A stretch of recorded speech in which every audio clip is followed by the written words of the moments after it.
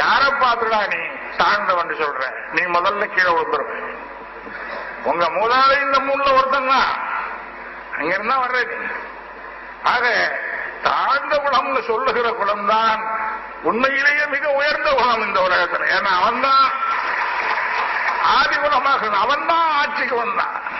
இடைநிலத்தில் இருந்தபோது கோ என்ற சொல் அரசு, நம்ம சொல்றோம் ஆரம்ப பொருள் பசு,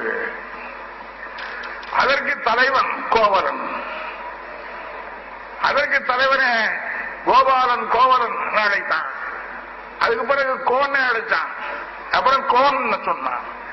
கோன் கோனார் எல்லாம் அங்க வந்து இடைநிலத்தில் வந்த பொழுது அவன் பள்ளர்களாக ஆகி குடியானவர்களாக மாறி அரச குலமாக ஆன பிறகு அதே கோவை அமைத்துக்கிட்டான்.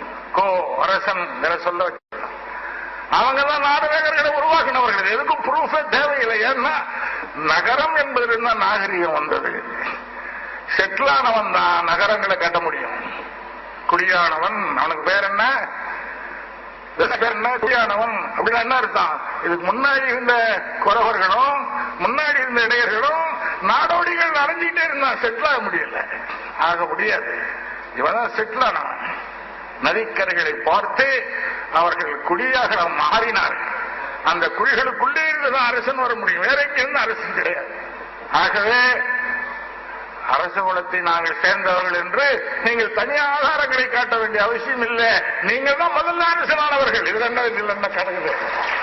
முதல்ல அரசனானது பள்ளர் இனத்தை சார்ந்தவர்கள் தான். அவங்க தான் நாடு நகரத்தை கட்டினார்கள்.